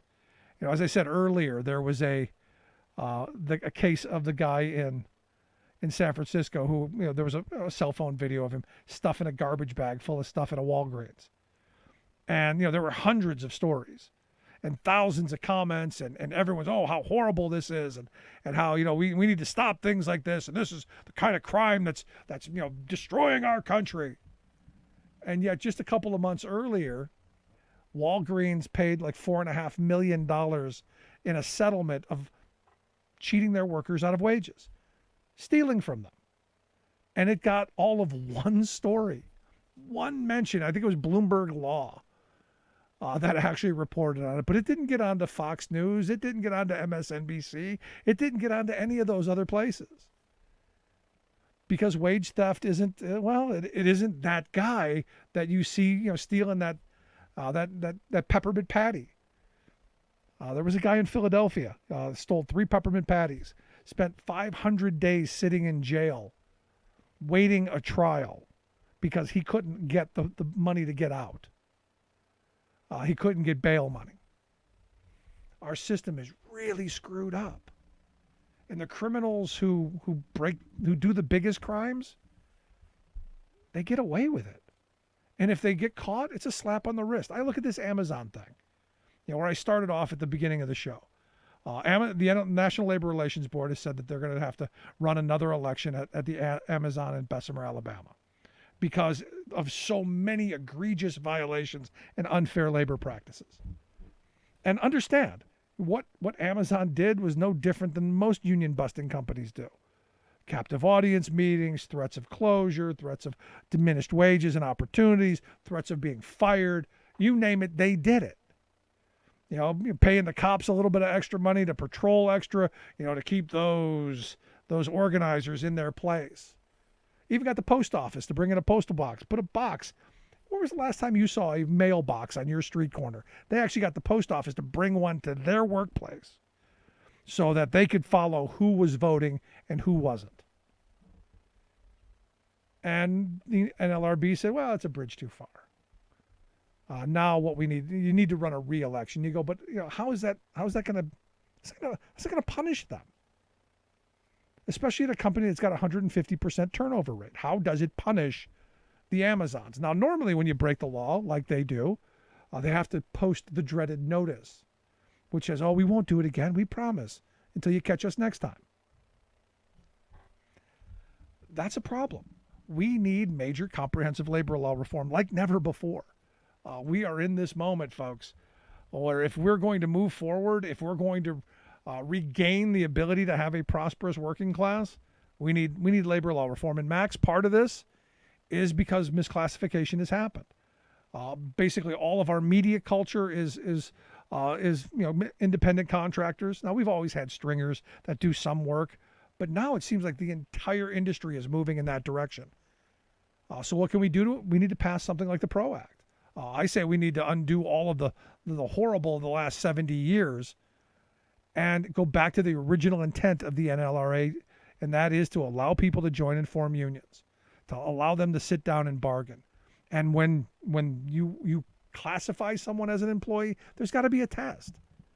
If you're an employee, generally you're working for a business, they're paying you a salary, they're telling you what to do, you're using their stuff, down this line, they control your movements, they control your hours, they control your production. An independent contractor, a true independent contractor, has the right to do whatever he wants. He wants to show up at noon, he shows up at noon. He fixes whatever he wants, whenever he wants. He's paid when the job is done, not how it's done. Doesn't have to wear the same uniform as the company. All down the line. There's true autonomy and independence. The sad reality is that doesn't happen in a lot of cases. And I agree with the ABC test that is in the PRO Act. In order for you to be an independent contractor, in order for you to be your own boss, in order for you to be classified as such, you got to set your own hours and conditions. It's got to be outside of the scope of what they normally do. Sorry, if you're working for a trucking company and they're hiring you as an independent contractor to run from point A to point B, and they're telling you when to leave and when to get there and when to get back, you are not an independent contractor. You work for them. And that's a huge part of it.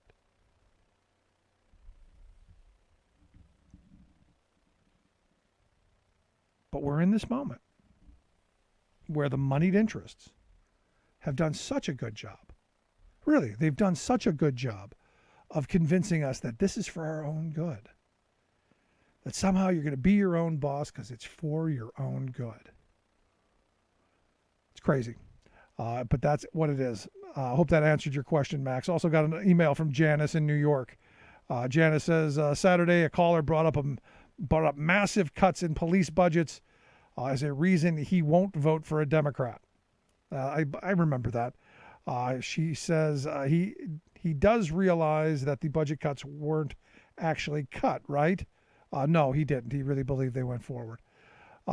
We are not calling to defund the police, she says. We are calling to allocate resources properly and have police do the job we want them to do. What are your thoughts? Well, Janice, my thoughts have been what they've always been. I'm not in favor of defunding the police. I think we need policemen to do certain things. I think we need to allocate resources in a different way. As you say, I think we need to have more emphasis on mental health, more emphasis on actually being helpful, actually doing things that need to be done in a way that's going to be helpful to the person that the police are dealing with. We shouldn't have them being mental health professionals on the side of the road. We need them to enforce the laws, not be our mental health facilitators, and not be where everything else falls onto. I live in Pennsylvania where they closed the state mental health hospitals a number of years ago.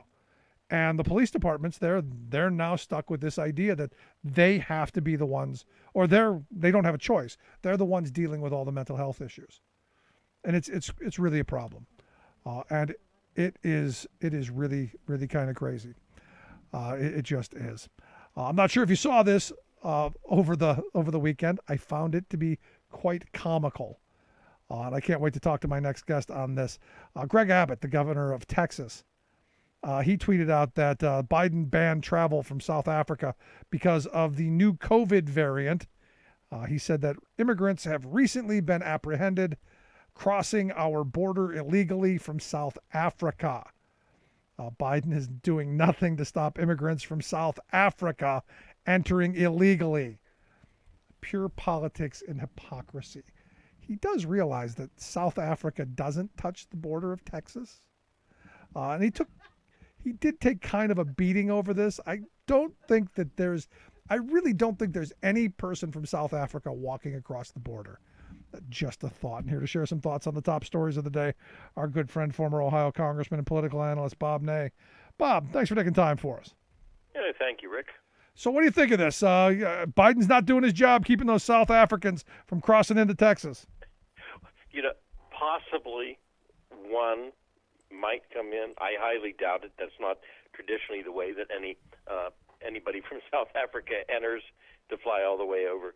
There have been people from some other countries, of course, as we know, versus Mexico, Guatemala, et cetera, that have come over, and some people that have come from some Asian countries once in a while.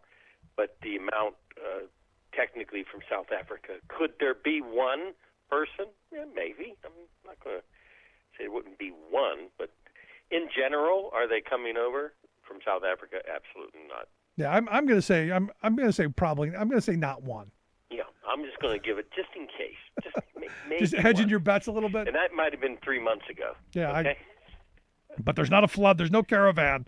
If there were a caravan from South Africa, we've got bigger problems than people coming here, because evidently all the oceans have dried up. They have, for sure. Things are going to get worse. I wanted to get your thoughts on this Lauren Boebert thing. Did you see the video of her with whatever tall tale she was spinning about, policemen running towards her in the elevator to protect her from that Ilhan Omar, who I know you're not a huge fan of. When you are you surprised by this? Yes. And again, yes, I'm not a fan of Ilhan Omar. But as far as somebody rushing to think that, Ilhan Omar, was it the Longworth building they were in? I believe that's what she was saying. I had an office there. For anybody having to rush in to restrain Ilhan Omar, it's a fable. again, I don't particularly care for her. I don't care for Gosar. I mean, it's bipartisan, Rick. There's, a couple of naturally people sometimes don't care for people, but I don't see where the Capitol Hill police have to come in to do this. And I don't know why she brings this up. I mean, this is something that can be disputed so easily. Yeah. No, I think it was one of those moments where, she's in a crowd of people. She's amongst friends, and she needs to make herself look a little bit taller than she actually is. And so she made up a little story. Come on, it's happened. Right. So then she kind of does surprised at it, because again, that is something that can be so easily disputed. Yeah, but so she I guess makes a phone call. I guess on Friday, tweeted some kind of a apology or a statement apology. It's not an apology, but a kind of a statement of hey, maybe not, I guess. And there was a phone call where she didn't even apologize. Right, and because it was based on they were insensitive remarks about because of her religion, she should be suspected, that she's going to do something or come after her, in an elevator in the Capitol building. I mean, I remember the good old days. I remember getting mad at each other over a vote, and one of them, I think, broke the other's finger one time, but that was on the floor of the House publicly, not in the elevator. Yeah, well, and this is one of those things where, things have not always been, as nice and as we'd like to believe. There have always been some kind of division and some kind of, tempers flaring, but I think now it's worse than I've ever seen it. Oh, absolutely. Again, I was actually relating a true incident. I'm not sure if it was Duke Cunningham. I don't know if he actually broke the finger of another member or what, but they pressed it backwards. A couple members have had, some face-to-face, get-in-your-face type of things. But nothing had went on, at least when I was there, to the extent of what we're, seeing now, the, incivility that you witness now. But this whole made-up story to make herself look like she was attacked. But why would you do that when you know that, or at least you should know, that this is one that is easily proven? I don't think by any stretch of imagination that Ilhan Omar, because she's a Muslim, in an elevator is going to do something to another member of Congress. Yeah, it's just... That's just crazy. And, it's one of those things where you go, why would you put yourself in that mess? Other than, I think she was in a room full of people and she just wanted to look important. Right. Attention and, some type of remark she would make, again, to get attention. I don't know. I just I don't get it. And I don't understand how either side of the aisle, if people continue to do these types of things, I don't understand how the people back home are going to support them when people out in this country, Rick, John and Susie Smith, as I call them, of the world, are trying to make a living and survive and, get the kids off to school, et cetera, and survive all that's going on in this pandemic world. Yeah. And all of a sudden they have to hear about, members of Congress in an elevator. I don't know where that gets you points. That's crazy. We're going to take a quick break here. Stick around through the break if you would, Bob. You're listening to The Rick Smith Show. You got a question, comment, something, a thought for Bob? 1-866-416-RICK, 1-866-416-7425. Right back after this. Stick around. You're listening to The Rick Smith Show. I'm Rick Smith, and this is Labor History in 2. On this day in labor history, the year was 2012. That was the day that more than 100 fast food workers in New York City walked off the job. They held a one-day strike for better wages and the right to form a union. It was the biggest fast food workers' strike up until that time. The movement soon grew to be much, much bigger. Their demand was simple and memorable: a $15 an hour minimum wage. The slogan became the Fight for 15 and a union. The campaign found an ally in SEIU, the Service Employees International Union. By August of 2013, the movement held a national strike against Low Pay Day of Action. Fast food workers and their supporters held demonstrations in 60 cities. Today, the movement has spread to 300 cities and beyond the United States. While protesters have gathered at many fast food chains, McDonald's has become a focus of the campaign. Protesters have held annual one-day demonstrations at McDonald's headquarters just outside of Chicago. The campaign has seen victories. Both New York and California have passed a $15 an hour minimum wage law. So has the city of Seattle. Although it's a national and even international movement, it is also a grassroots effort. In each city, different local groups are involved. In Kansas City, fast food women workers have formed the Fannie Lou Hamer Women's Committee. They named their group after the civil rights champion. They take inspiration from her famous quote that she was sick and tired of being sick and tired. For many in the Fight for 15 movement, this sums up their involvement. It is a movement for the respect and dignity of workers and the right to earn a living wage. Labor History in 2 brought to you by the Illinois Labor History Society and The Rick Smith Show.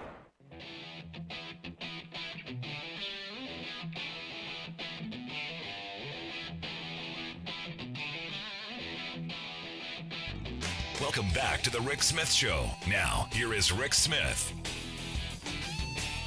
1-866-416-RICK. That's 1-866-416-7425. You got a thought, question, comment, something on your mind. Mike Lindell ended his 96-hour whatever marathon, and I have no idea why he's still just spewing money. I mean, I guess the tale of 2020 will be how to unmake a billionaire, because I got to imagine he's going to be broke by the time this is all over and he'll have no pillow. So much for the My Pillow guy. Anyway, here to share some more thoughts on the top stories of the day, our good friend, former Ohio Congressman and political analyst, Bob Ney. Bob, thanks for sticking around. Thanks, Rick. You know, with Mike, he when this first started, before he got associated with Trump, he was, this pillow guy, and you'd see those ads and think, kind of crazy ads, but guys raking in money, right? Yeah. And now he's raking it out the door. Yeah. Now, the weird thing about him, and I got to wonder, you're somebody who, does a lot of work with people with addictions. I look at him, and I've often said, people who give up drugs and alcohol, they find another addiction, and hopefully it's a much more, it's a much better addiction. Most people I know go to religion or health and fitness or whatever. This seems to be, he's on this trail if he thinks that the election was stolen, and he's not going to let it go. Right. He spent money. He's done blogs, and I look at it and I just kind of shake my head.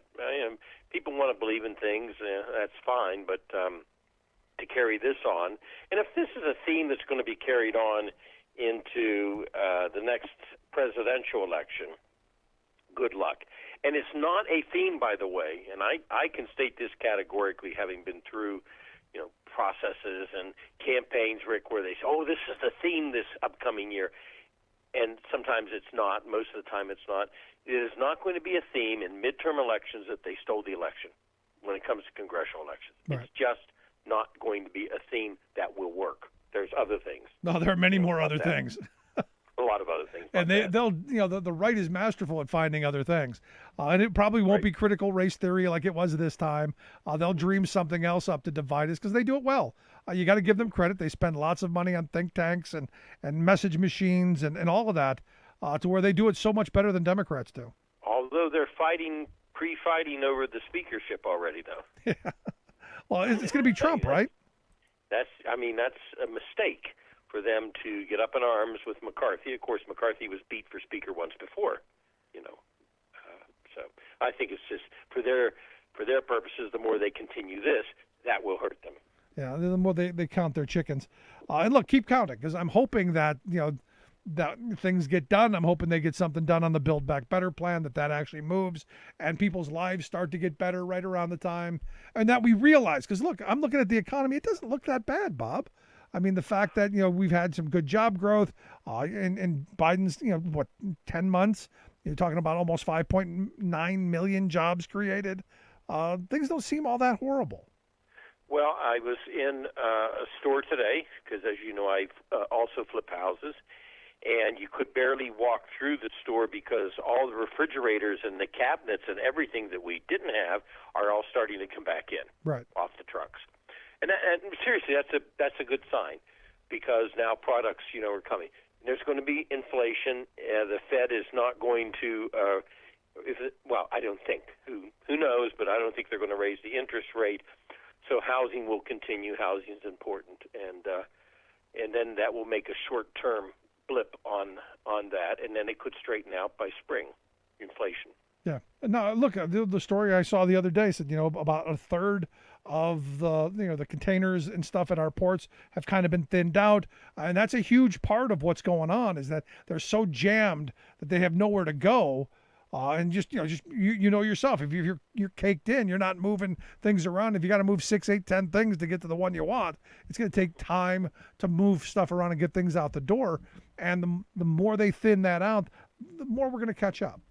Sure, and products are going to start to move, and people are hauling those products, the truck drivers and all the people that unload them, and it all helps to stimulate the economy.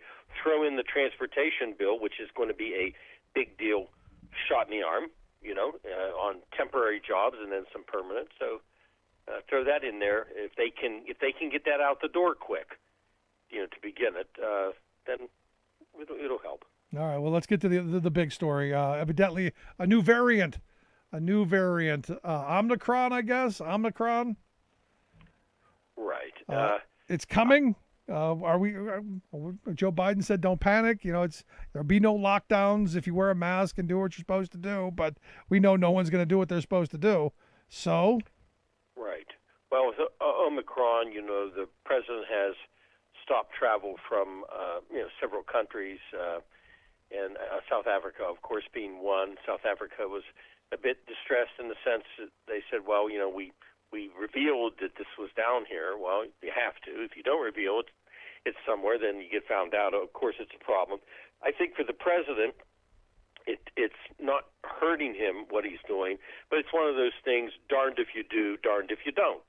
If the president didn't do this, and the variant, arrives here, which it will, by the way, this will slow it down, give time to be prepared, then he would, get criticism. And if he does this, he's going to get a certain amount of criticism that it's really kind of a waste. Right. And that's what, some of the people out there were saying. But in all, we don't know enough about the variant right now, Omicron. We just don't.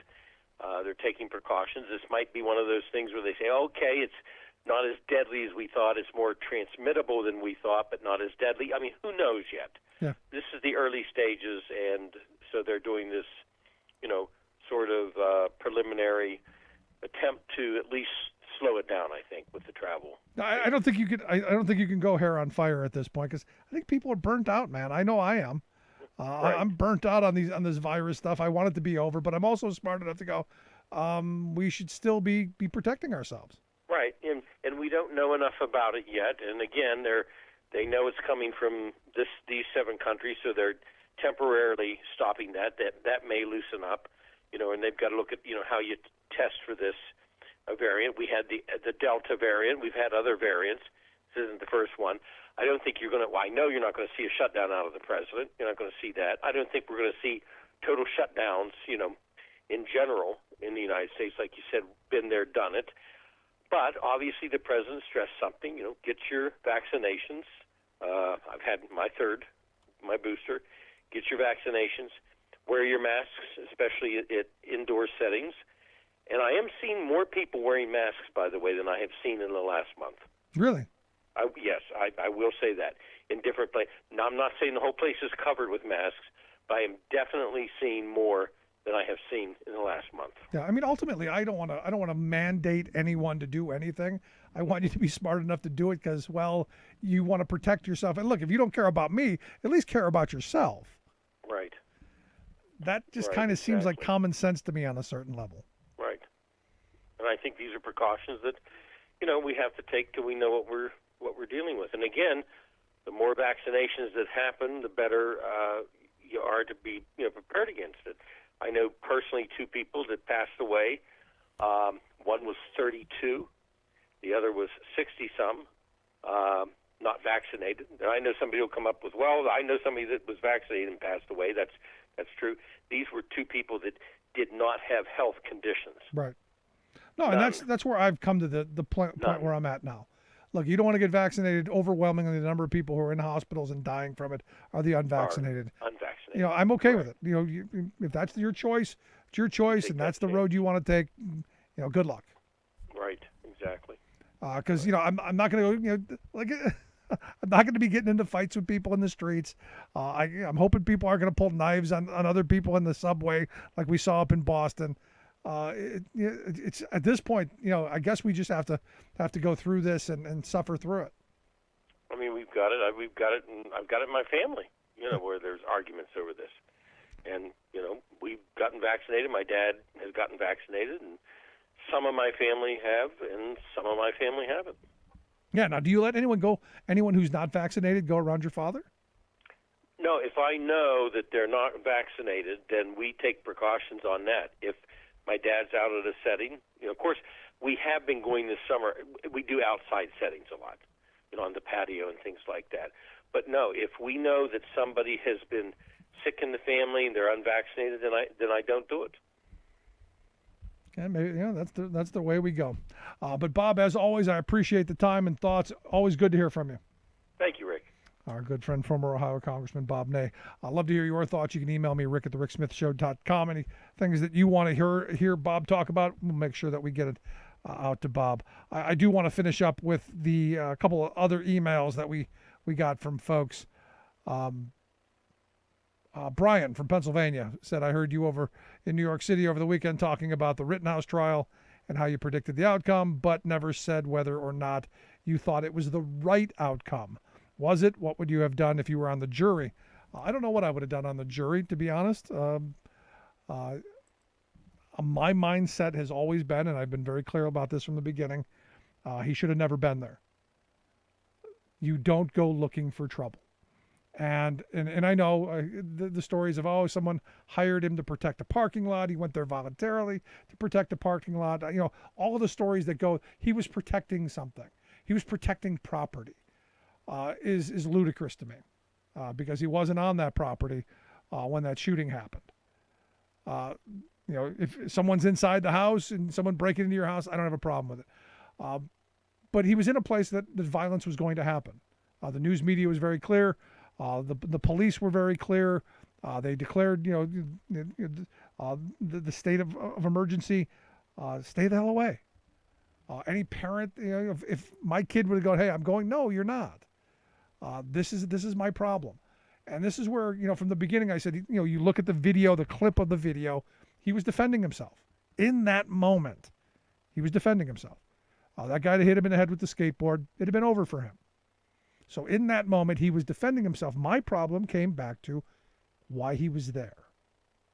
And why he was there was to stop the violence.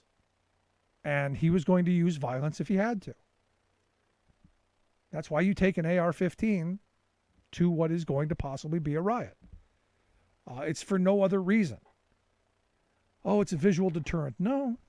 Most times when a gun gets pulled out, it escalates the situation like it did here. Now, what I would love to see this kid do, I'd love him to say, you know what, I made a huge mistake. I should have never gone there. In that moment, I was defending myself, but I shouldn't have been there. Don't go do this. And, you know, Brian, if you heard, you know, the conversation over the weekend, you know, I asked the person that you were talking about, you know, whether he thinks he should be able to go anywhere he wants and say anything he wants, to do anything he wants to anyone. And he said, yes, he believes that. That, you know, you can go anywhere and say anything, do anything without fear of repercussion. And sorry, I've lived in the real world too long to know that I would like that to be the truth. I would like to say, yeah, it's I should be able to go anywhere I want. And I should be able to be safe in that environment. I should be able to say what I want and do what I want. But I know in the real world, there are places I don't go because I'm asking for trouble. So if you're out there asking for trouble and trouble finds you, and this is where my problem, Brian, has been on this from the beginning. What is the message that comes out of this? Are we going to get those people that I know who fantasize about shooting someone to go and instigate a situation just for the sole purpose of being able to say, hey, I needed to defend myself. In fact, I alluded to this earlier. It happened to me. There's a guy at my window screaming obscenities and threats at me. Could I have shot that guy? Because he came, I'm in my car. I'm pinned in my car. There's nowhere for me to go. My child is in the car next to me. Would I have had the right to shoot him? Because I feared for my life. If I would have gotten out of the car and we'd have gotten into a fight and I started to beat him up, a.k.a. George Zimmerman, would he have been able to shoot me? This is my problem. And we have a court system, a legal system that says, yes, you can shoot anybody who makes you feel like your life is threatened without you trying to get away or not looking for trouble. I'm concerned about the direction we're going. That's where I've always been. I knew from the start that he was going to get off. I wish that there was a charge of, hey, stupid, you should not have been there. I wish there was that charge, because there has to be consequence. Now the right wing is going to look at this guy like a hero. They're going to look at him like a hero, put him on a pedestal, and all the wrong messages are sent. The Zimmerman trial, the George Zimmerman trial, he starts a fight with a kid. The kid starts to beat his behind. Oh, hey, I was in fear for my life, so I had to shoot this kid. All because he started this whole ball rolling. Now, again, I'm 54 years old. When I was a kid, you started a fight with somebody and you got beat up, you deserved to get beat up. Had you pulled a gun or a knife or a bat or anything else, society would have knocked you back down. At least in my neighborhood, they would have. And that's my concern about, what the future now holds, because we now have these weird precedents. You look at the story in Texas, Joe Horn. The guy's on the phone with the police dispatcher saying there are 3 guys crawling out of my neighbor's house. They're stealing the TV or whatever they were stealing. And the dispatcher saying, don't go out there. The police are on the way. We'll handle it. And the guy's getting more and more irritated and more agitated. And the dispatcher's calm, saying, don't do it. Wait, the police are on the way. It's not worth going out there. You're just going to get yourself in trouble. And finally the guy goes, I'm going to go out there and I'm going to kill those guys. And he walks out and he shoots all 3 of them in the back. And he gets off. That's a problem for me. Now, you go, wow, you're standing with the criminals. No, that's not a capital offense. And we have a system of laws, and we have a system of punishment. And if we don't, then we have anarchy. And do we want a bunch of vigilantes running around pretending that they are the judge, jury, and executioner? That's the question. Not whether this idiot who went to Kenosha, because he was going to stop the violence, he's going to protect those used cars that nobody was buying. For me, it had nothing to do with him. Had everything with the bigger picture. The next time I go to a protest, do I have to bring a gun with me? Out of fear that somebody's going to have one and I'm going to not? Is this the direction we're going? And is it the direction we want to go? And this is a question for our elected leaders, because they're the ones who are supposed to be bringing the temperature down. And sadly, what we see too many of these elected leaders see this as an opportunity to get more Facebook shares and more Twitter retweets and the whole social media platform. They see this as an opportunity to increase their reach instead of doing what is right. I mean, I fear we've lost, and I don't even know where my religious friends are anymore in talking about right or wrong. Because even the religious leaders seem to have lost their minds. So I hope that answers the question, Brian. And what would I have done? I would have found him not guilty of murder. Because I do believe in that moment, it was self-defense. But ultimately, I think I would have fought harder for some other things. just my thoughts. I'd love to hear yours. You can email me, rick@thericksmithshow.com. Thanks so much for tuning in tonight. I want to, again, thank our friends at WCPT 820 AM in Chicago. Also our friends at KTNF 950 in Minneapolis, the progressive voice of Minnesota, for bringing us on board over the next weeks, months. Hope to have folks engage and begin to figure out, how do we move the country forward? How do we do the work that needs to be done? And how do we do it in a way that unites us, that builds a better tomorrow, that builds a better future for you, me, our children, well, for everyone, builds that prosperous working class that our grandparents' generation fought for, died for, bled for, and left to their kids. How do we recreate that? How do we do it again? It can happen because you, me, and us standing together. Again, I'd love to hear your thoughts. You can email me, rick@thericksmithshow.com. Thanks so much for being here. And remember, download the podcast. See you back here next time.